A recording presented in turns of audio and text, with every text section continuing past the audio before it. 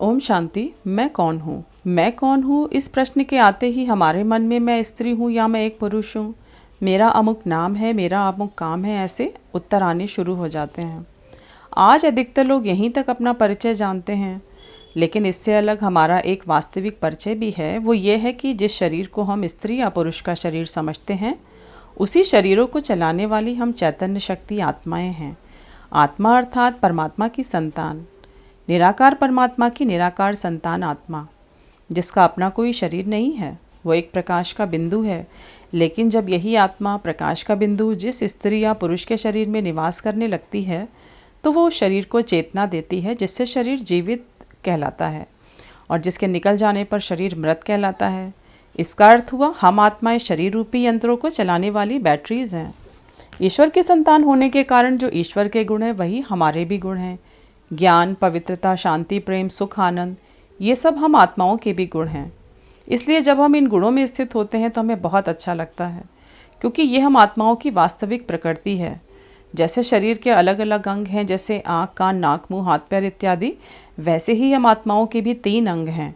वो है मन, बुद्धि और संस्कार। इन 3 अंगों के द्वारा ही आत्मा शरीर का संचालन करती है। मन के द्वारा विचार करती है, बुद्धि के द्वारा निर्णय करती है। यदि अच्छे विचार करती है तो बुद्धि शक्तिशाली होकर उचित निर्णय करती है। यदि खराब विचार करती है तो बुद्धि कमज़ोर होकर गलत निर्णय करती है। यही अच्छा या गलत विचार करने का तरीका हमारे संस्कारों या आदतों का निर्माण करता है। यही संस्कार हमारे भाग्य का निर्माण करते हैं, क्योंकि इन्हीं आदतों या संस्कारों से प्रेरित होकर हम कर्म करते हैं। कर्मों से ही हमारा अच्छा या खराब भाग्य बनता है। यही वो आदतें या संस्कार हैं जिनको एक आत्मा एक शरीर से दूसरे शरीरों में अपने साथ ले जाती है, जिसके आधार पर उसका भाग्य बनता है। अगला जन्म सुखी या दुखी बनता है। इससे साफ है कि हमारा जीवन सुखी होगा या दुखी होगा, इसका कारण कोई दूसरा नहीं, हम स्वयं होते हैं। जब सुख या दुख हमारे ही विचारों का परिणाम है, तो क्यों ना हम अच्छे विचारों का ही निर्माण करें। शरीर के साथी तो एक समय के बाद छूट जाएंगे, लेकिन हमारे संस्कार, हमारी आदतें हर जन्म में हमारे साथ होंगी। वही हमारे अगले जन्म के भाग्य का निर्माण करेंगी। इससे सिद्ध है कि हमारा भाग्य ईश्वर या दूसरा कोई नहीं बनाता, हम अपनी आदतों के आधार पर स्वयं ही बनाते हैं।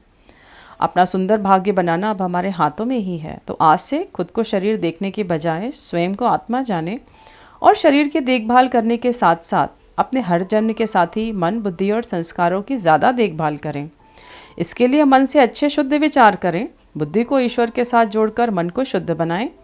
शुद्ध मन अच्छे विचारों का ही समर्थन करेगा, जिससे हमारी वाणी शुद्ध होगी, जिससे हमारे सभी कर्म शुभ होंगे और शुभ कर्म हमारे संस्कारों और आदतों को पवित्र बनाकर हमें हर जन्म में सुखी और भाग्यवान बनाएंगे। तो सुबह आँख खुलने पर और रात को सोने से पहले स्वयं के प्रकाश स्वरूप की स्मृति को जगाएं। मन में कुछ सेकंड के लिए दोहराएं कि मैं परमात्मा की संतान आत्मा हूँ। शुभ विचारों के रूप में ईश्वर सदा मेरे साथी हैं। ओम शांति।